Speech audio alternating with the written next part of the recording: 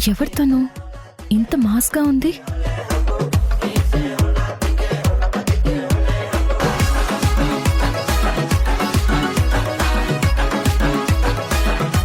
ఎవరిమే? మన కాశీ అన్నకి సర్జరీ చేయించింది ఈ మేడమే.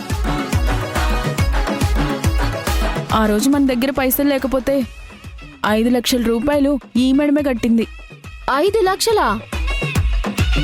ముక్కు మొహం తెలవడానికి 5 లక్షలు ఎందుకు కట్టినావు నువ్వు? ఏం ఆశించకుండా సర్జరీ చేయించినావు సరే, ఇంటి చుట్టూ ఎందుకు తిరుగుతున్నావు? కాశీగడికి ఉద్యోగం ఇత్తదంటమ్మా. కేవలం ఉద్యోగం మాత్రమే కాదండి, మీ అప్పులు కూడా తీరుస్తాను. నేను చెప్పినట్టు మీ ఇద్దరు పిల్లల పెళ్లిళ్ళు చేసే బాధ్యత కూడా నాదే. నన్ను నమ్మి నాతో పంపించండి, మిగతాది నేను చూసుకుంటాను. ఓసి దీని కిరికిరి ఇంత చేస్తోంది ఏంది? దీనికి కొంప మీదకి అప్పుల మీద గింత ఇంట్రెస్ట్ ఏంది? నా పెనిమిటి మీద ఏమైనా కన్నేసిందా ఏంది?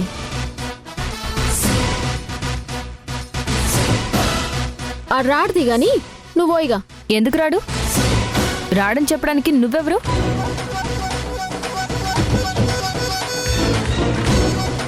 ఓయ్, ఏంది నువ్వు?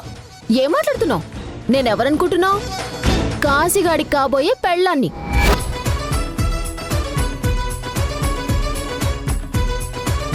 వాడు ఏడికి పోవాలి, ఎవరితో పోవాలి, ఎవరితో మాట్లాడాలి, ఇవన్నీ నా ఇష్టాలు. నేను చెప్తున్నా కదా, బరాబర్ రాడు. ఓకే, తనతో నాకు కూడా అవసరం ఉంది. ఈ ఇంటికి కూడా కొన్ని అవసరాలున్నాయి. ఆ అవసరాలు తీర్చడానికి నేను సిద్ధంగా ఉన్నాను కాబట్టే తనని తీసుకెళ్లే హక్కు నాకు కూడా ఉంది. నేను కూడా తనని తీసుకెళ్లేదాకా ఇక్కడి నుంచి వెళ్ళను. వామ్మో, ఈళ్ళేంది వదిలేస్తే గడి కోసం జుట్టు పట్టుకుని కొట్టుకుని చచ్చేటట్టున్నారు. సరేలేవే, గొడవెందుకు? గిప్పుడు వాడు ఆఫీసుకు పోతేనే మంచిది. గిప్పుడాడు కత్తి పట్టడం లేదు, పంచాయతీలు చేయడం లేదు. మన అప్పులు ఎట్టా తీరతాయి చెప్పు? గా ఆఫీసుకు పోతే 4 రాళ్లు వెనకేసుకుని వస్తాడు.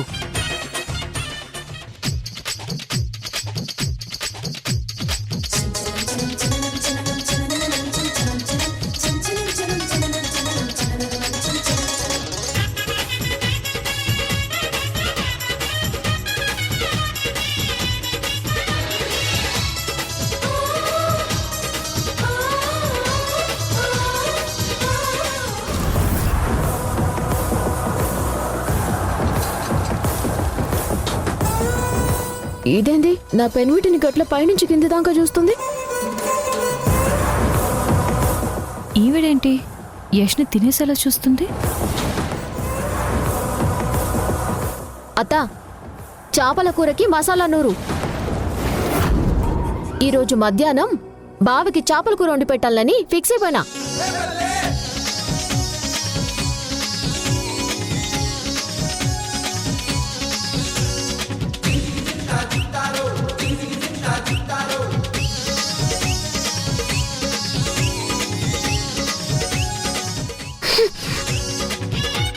గి చేపను వంటకేసి రుద్దుతున్నట్టు గిట్ని గిప్పూరిని కూడా రుద్దేస్తా చూడ నా సామిరంగా.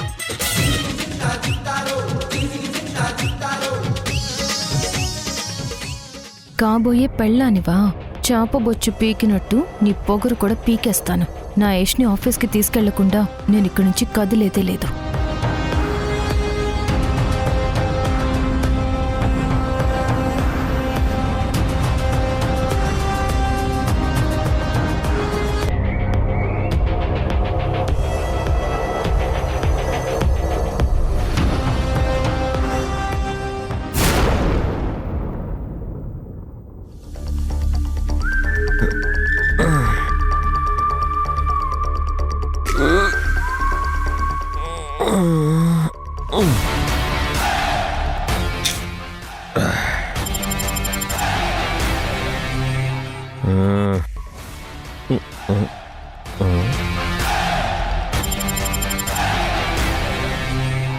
మంచి కిరికిరి. నువ్వు ఉన్నది ఇప్పుడు ధూళిపెట్లా కాదురా రే. రే కాశీగా, కాస్త రేంజ్ మార్చుకొని ఒళ్ళు దగ్గర పెట్టుకొని ఉండు.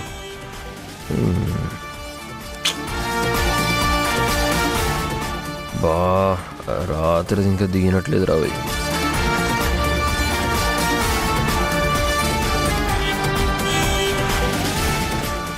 రేయేష్,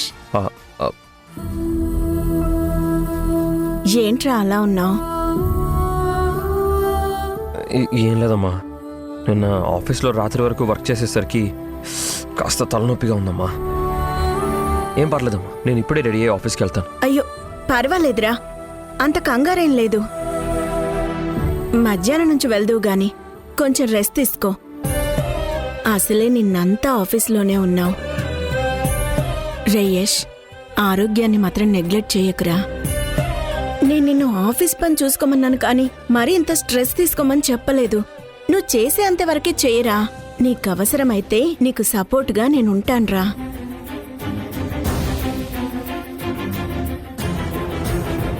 యష్, చెప్పమ్మా. నీకు సింధుకు ఏంట్రా గొడవ? అసలు మీ ఇద్దరు వేర్వేరుగా ఎందుకు పడుకుంటున్నారు?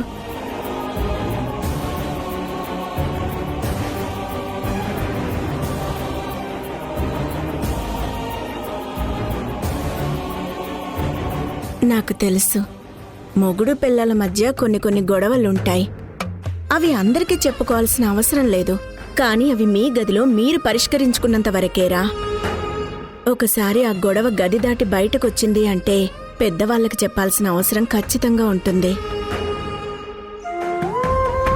అసలు ఏం జరిగిందో ఓ అమ్మగా అడుగుతున్నాను, దాచకుండా చెప్పరా. కాసి నోరుంది కదా అని ఇష్టం వచ్చినట్టు మాట్లాడితే నాలుగు చీరేస్తాను, జాగ్రత్త. ఓ సింధు మేడం, నువ్వు నాతో ఆడుకుంటున్నావు కదా, నన్ను ఈడ వదిలేసి ఇక యష్గాన్ చుట్టూ తిరుగుతున్నావులే. ఇప్పుడు చూడు నిన్ను ఎట్లు ఇరికిస్తాను.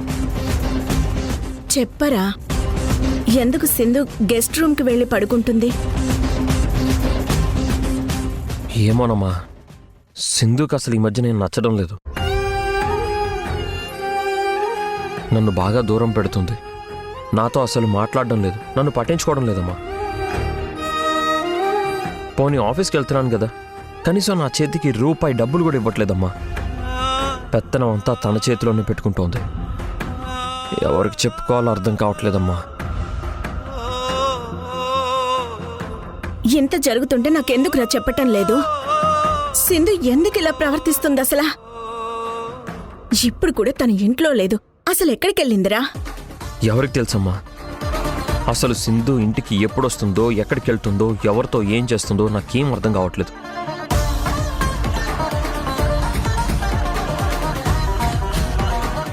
సరే, నాకు ఒక్క మాట కూడా చెప్పదమ్మా. కనీసం పెద్దదానివి, నీకైనా చెప్పొచ్చు కదా, నీకు కూడా చెప్పట్లేదు. ఏంటోనమ్మా, తన ప్రవర్తన చూస్తుంటే నాకేం అర్థం కావడం లేదు.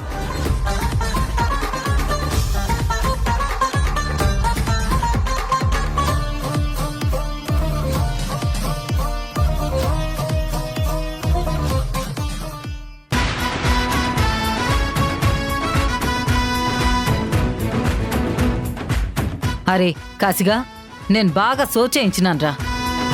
నువ్వు గీ సింధు మేడంతో ఆఫీస్కు పోరా.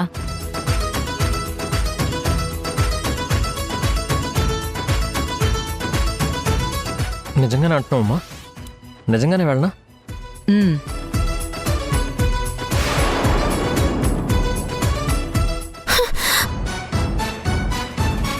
ఏడికి పోయేది?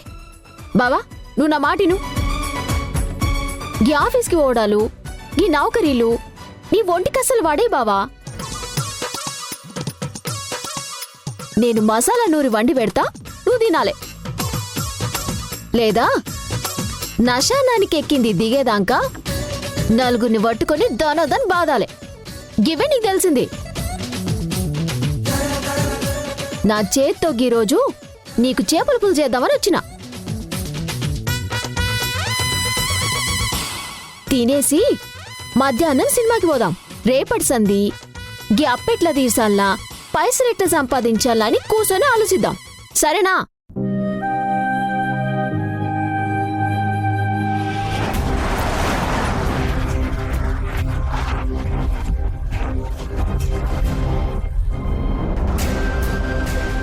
ఏందిరా కాశీగా గట్లా చూస్తున్నావు? అత్త బావ గత్తర చూపులు చూస్తే నీకు తెలుస్తలేదా? ఆయనకి పోవుడు అసలు ఇష్టం లేదు. నేను చెప్తున్నా కదా, ఆయన ఏడికి పోడు.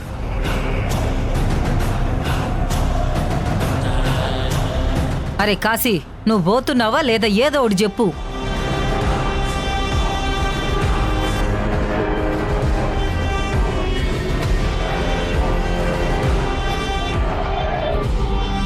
వెళ్తానమ్మా.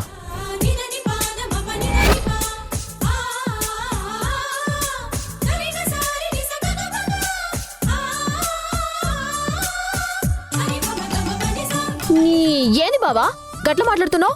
ఆఫీస్ కోడేంది? ఇవి మీకోసం తీసుకున్నానండి. ఆఫీస్కి వచ్చేటప్పుడు కొంచెం ప్రొఫెషనల్ అటైర్లో వెళ్ళాలి. ఇవి మీరు వేసుకుని రండి, మనం బయలుదేరదాం.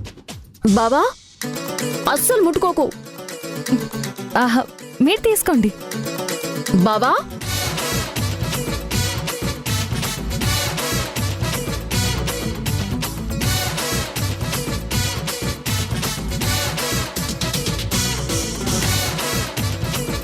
బావా, ఓ బావా,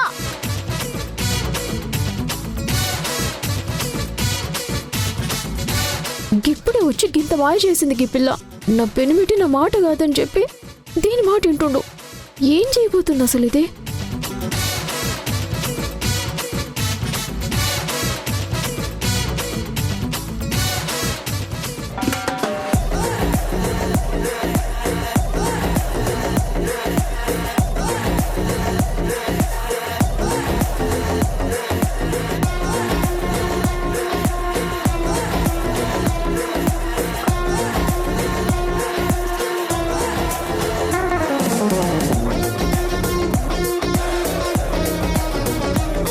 అమ్మని బావా,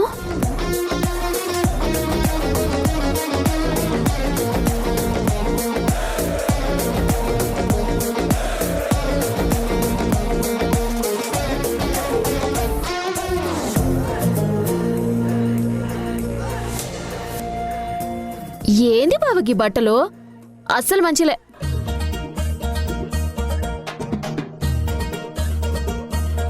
గీ టక్కేసుకోవడాలు గీ బూట్లు వేసుకోవడాలు నీకు నచ్చే కదా?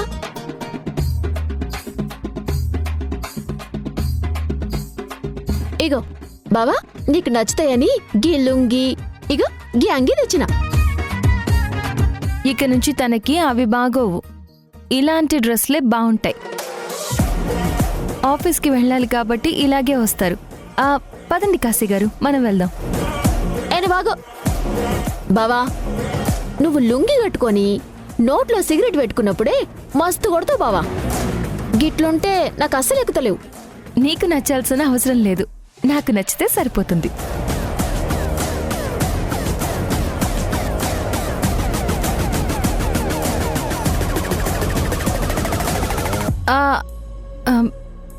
నాకు అంటే ఆఫీస్లో ఉన్న బాస్కి. ఆఫీస్లో నేను బాస్ని కాబట్టి నాకు నచ్చితే సరిపోతుంది. ఏ అరుణ, మీ అన్నయ్య ఎలా ఉన్నాడు? హీరో లెక్కున్నాడు. హీరో లెక్కేంది, మా అన్న హీరోనే.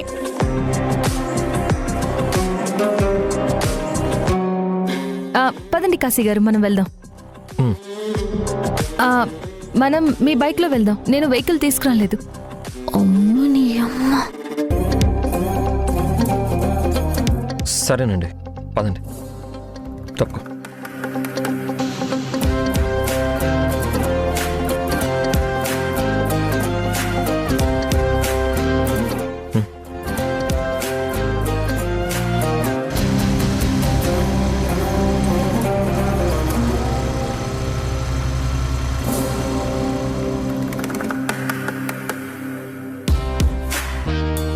అరే నీ పెనిమిటి వెనకకి తిరిగి కూడా చూస్తలేవు కదరా. నాకెదురుగా గింత కాంపిటీషన్ వచ్చింది కదా, దీని సంగతి తెలుస్తా. ఆడాడికి పోతాడే, పొద్దుగూకాక ఇంటికే కదా వస్తాడు. ఇగో అత్త, నువ్వేం మాట్లాడుకు, నువ్వే ఇదంతా చేస్తున్నావు. నీకు కావాల్సింది పైసలు, పైసలు తప్ప ఇంకేం అవసరం లేదు. అవసరమైతే ఇక పైసల కోసం నన్ను నా పెనిమిటిని కూడా దూరం చేస్తావు. నేను వాడిని అస్సలు వదలా, గుంజుకొని వస్తా. ఈ రోజు నేను అనుకున్నట్టే వాడికి చేపల కూర తినిపిస్తా, చూడు.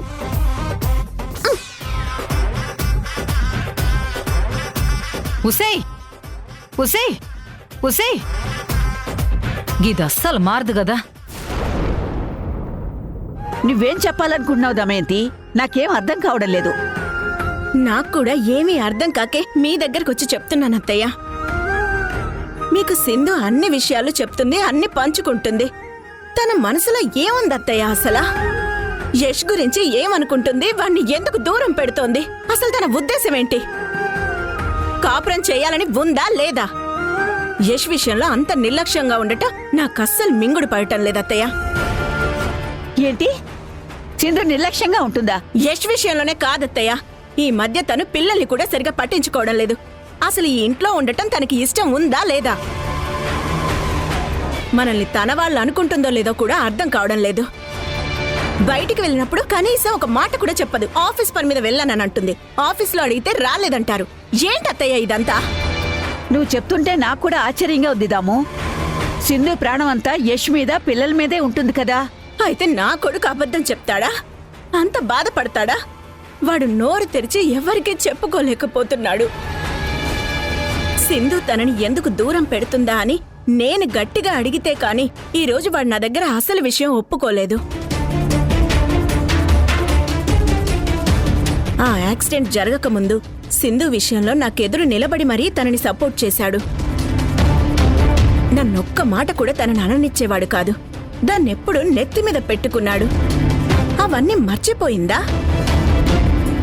వాడికేదో అయిందని ఊహించుకొని ఆఫీస్ విషయాలు పట్టించుకోవద్దని బెదిరిస్తోంది. కనీసం చేతికి డబ్బులు కూడా ఇవ్వటం లేదంట. డాక్టర్ని పిలిపించాను కదా, ఆయన కూడా యష్కి అంతా బాగానే ఉందని చెప్పాడు. ఇంకేం కావాలత్తయ్యా ఈవిడకి? దాము, నువ్వు మరీ అంత ఎక్కువగా ఆలోచించకు. అసలు ఏం జరిగిందో నేను సింధుని అడిగి తెలుసుకుంటాను. అవసరం లేదత్తయ్య. సింధు మీకేమైనా చెప్పిందేమో అని అడిగానంతే. అసలు తనేం చేస్తుందో నేనే గమనించుకుంటూ ఉంటాను, నేనే చూసుకుంటాను. మీరేం అడగకండి. రేయష్, ఏంటమ్మా? నీ మూడ్ బాలేదు కదా, ఇద్దరం కలిసి అలా సరదాగా బయటికెళ్ళొద్దాం. ఓషి దీని సరదా వాడుగాను. నాకేమో రాత్రి తాగిన దానికి హ్యాంగ్ ఓవర్ పట్టేసి బ్రెయిన్లో 100 మంది రౌడీలు ఒకేసారి కత్తులతో ఓడుస్తున్నట్టుంటే ఈమెను ఇప్పుడు సరదాగా బయటకు తిప్పాలనా? ఏంట్రా అలా ఆలోచిస్తున్నావు? మనిద్దరం అలా బయటికి వెళ్ళి చాలా రోజులైందిరా. పద వెళ్దాం. మనకి గిరికిరి గీ యషిగాడు అందరినీ మస్తు లాడి చేసి చెట్టు మీద కూర్చోబెట్టిండు. ఆడికెళ్ళి దింపలేక నేను చేస్తున్నా. రా.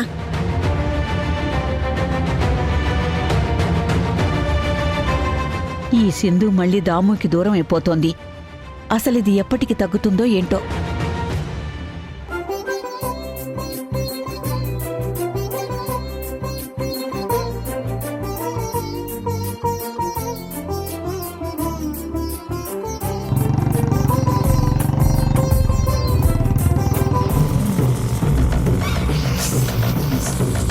తనని తీసుకెళ్లే హక్కు నాకు కూడా ఉంది. నేను కూడా తనని తీసుకెళ్లేదాకా ఇక్కడి నుంచి వెళ్ళను.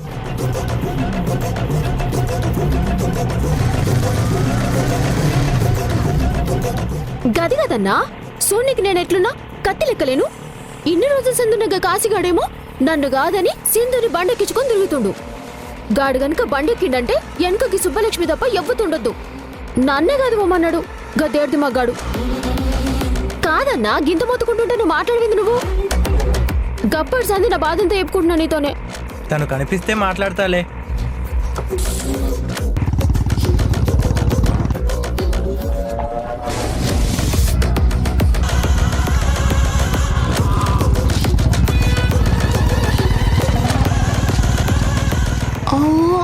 ఓ నీ అవ్వ గిదేంద్రా బాయ్, ఇందాకనేమో ఒక సింధు నెక్కించుకుని వేడు, ఇప్పుడేమో గ్యాంటి నెక్కించుకొని తిరుగుతుండు.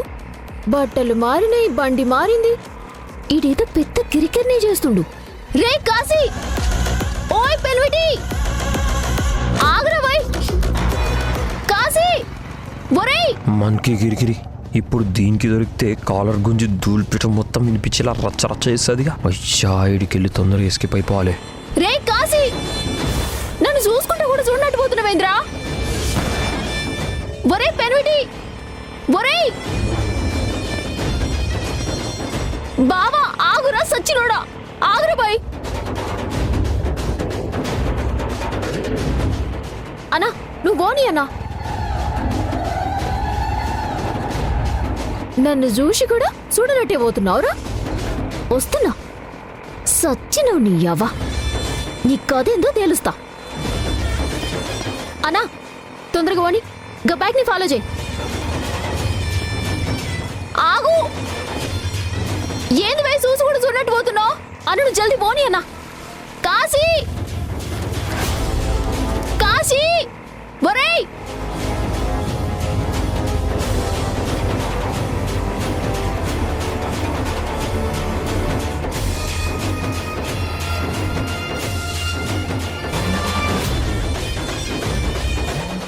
ఎవ్వ జారుకున్నాడు. నా కళ్ళల్లోనే దుమ్ము కొట్టిపోతావురా?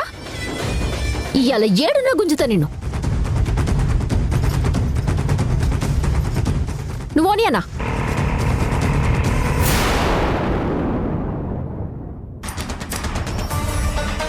నా మొగుడా దొరికినవరా?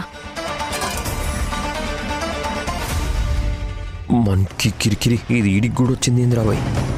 అమ్మా నేను ఇప్పుడు వస్తాను.